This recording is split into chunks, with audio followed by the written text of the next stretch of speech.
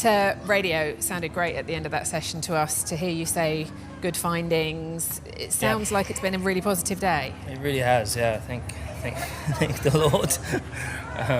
It started out, it wasn't so positive. I would say P1 was a bit of a mess.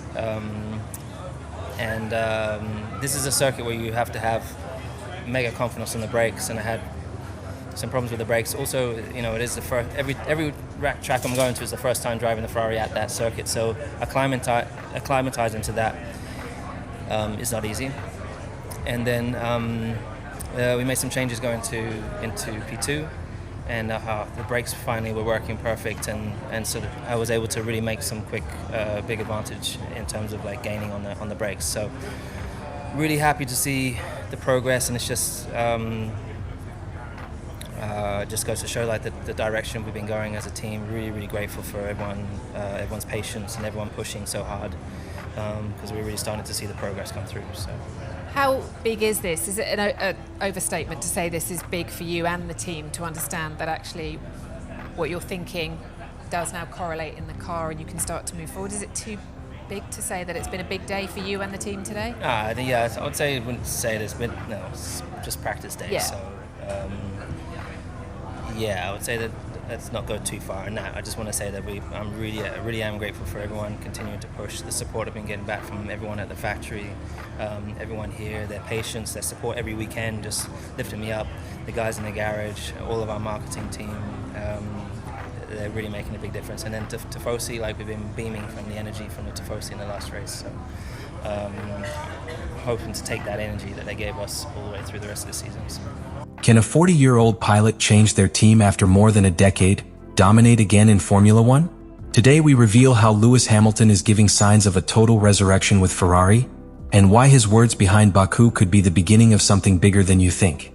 Baku, an urban circuit with long straight speed in narrow areas that demand absolute control of the car, is a perfect test to evaluate the balance between motor, aerodynamics and pilot's confidence. It is one of those paths that does not forgive the smallest error, but that can also reward audacity. In that context, Hamilton began free practices with great performance. In the FP1, its SF25 hit the wall on curve 5, leaving many doubts about its adaptation. It ended in the 13th position, without rhythm, without trust, and visibly uncomfortable with the behavior of the car. But it was in that same discomfort where the transformation was born. The day did not end with that stumbling. The true breakdown came in the FP2. Against all expectations, Hamilton emerged as the fastest in the session with a time of 1:41,293, just 74 thousandths ahead of his partner Charles Leclerc. The Scuderia thus signed an unexpected 1-2, which shook the narrative of the season, and that, more importantly, it returned the feeling that Ferrari could really fight. This result was not a product of chance. It was the reflection of an internal work that Hamilton had started from his first day in Maranello. Hours in the simulator, deep telemetria's analysis, technical discussions with engineers, and a constant effort to adapt their driving style to the demands of the SF25. The brake difference between Brembo Ferrari systems and the Mercedes carbon industry represented a specific challenge for Hamilton, accustomed to a more direct response. In Baku, a circuit where brake performance is key, that adaptation was more important than ever. It was not just about finding speed.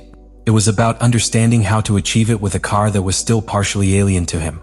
What happened in Baku was more than a good turn. It was the first indication that silent work began to pay fruits. That the methodical Hamilton, obsessive in detail, the same that once revolutionized the dynamics in Mercedes, was beginning to print its stamp in Ferrari. That first firm step in Azerbaijan marked something deeper. The real possibility that for the first time in years Ferrari not only had potential but could execute it. And that Hamilton, at 40, was willing to lead that crusade not with grandiloquent statements, but with tangible track yield.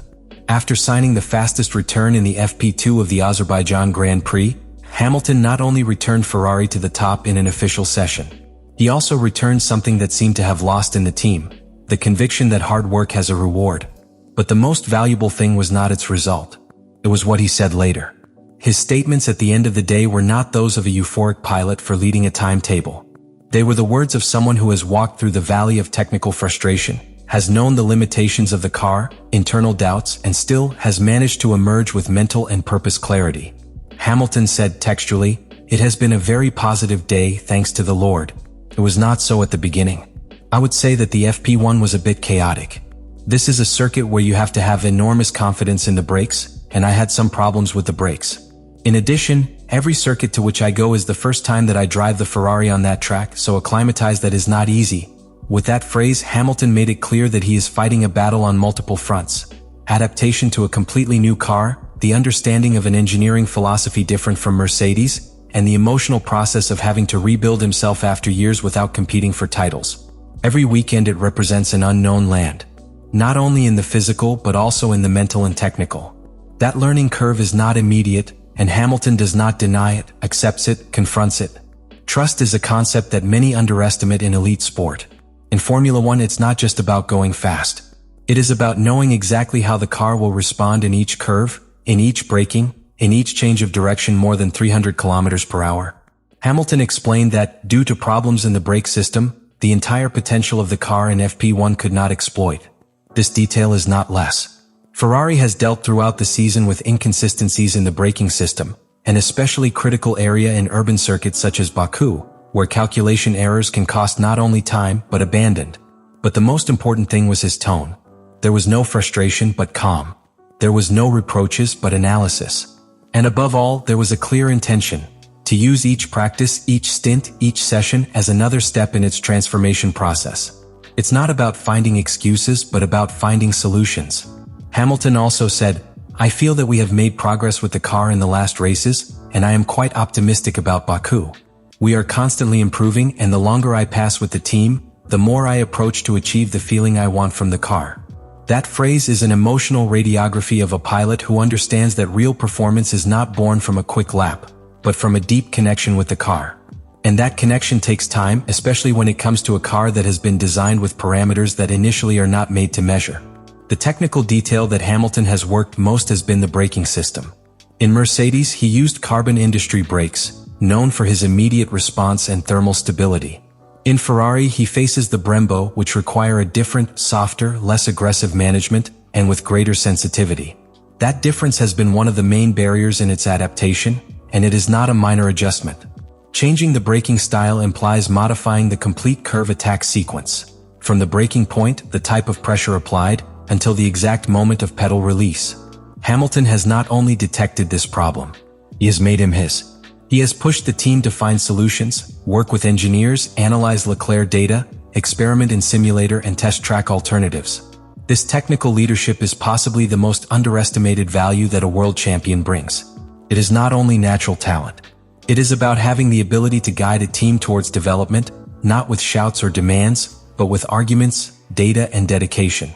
What happened in Baku is not a guarantee of success for Ferrari, but it is a clear sample that there is a dress, there is a north, there is a plan. And above all, there is a pilot who, even at 40, is still willing to reinvent himself to win. Hamilton's domain in Baku's FP2 cannot be interpreted as a simple isolated episode of success inside a calendar that barely begins to develop. Its impact goes far beyond the time it marked in that session. What really happened in Azerbaijan was a narrative turn. A change of tone within the Ferrari team itself. An internal and external message that could redefine the immediate future of the team. For years, Ferrari has lived between its historical legacy and its own modern limitations. The media pressure, the erratic strategic decisions, the inconsistent management of pilots, and a technical development that has often remained halfway, have prevented the Scuderia from consolidating a true champion project. In that context, Hamilton's arrival was not simply the incorporation of a star pilot. It was an institutional commitment to change, by experience, for leadership, and for a type of winning mentality that Ferrari had lost along the way. What happened in Baku, with Hamilton marking the rhythm and placing Ferrari in front, represents the first visible result of that bet. And such results have a multiplier effect within an organization, because it's not just about points or statistics. It is about legitimacy. That all that technical work, all those hours in simulator, all those debates with engineers begin to materialize. And when that happens, the team begins to believe. The question that is floating now is whether Ferrari will know how to capitalize on this impulse. Because a great return in Baku is worth nothing if it does not become a trend, in an ascending line. And for that, they will need more than specific results. They will need consistency. But for the first time in a long time, it doesn't seem like a utopia. It looks like a plan in progress. And to the center of that plan is Lewis Hamilton. What happened in Baku was not simply a quick lap or an isolated flash. It was a strong demonstration that Lewis Hamilton remains a transformative force within Formula One. At 40, many believed it in a closing stage, a more than competitive symbolic figure, someone who arrived in Ferrari to accompany, not to lead. However, their performance and, above all, their speech after practices have changed that perception completely. What we saw was not a casual result. It was the product of a meticulous process, of a complex transition, but assumed with intelligence. Hamilton has not reached Ferrari to impose, has come to build. And that, in the context of a team like the Scuderia, which for years has been its own worst enemy, it is a deep paradigm shift. Do you think Hamilton can maintain this level the entire weekend? Do you think Ferrari really has the tools to turn these signals into consistent victories? And what impact will this have on the dynamics with Leclerc, with the engineers, and with the rest of the championship? Share your opinion in the comments.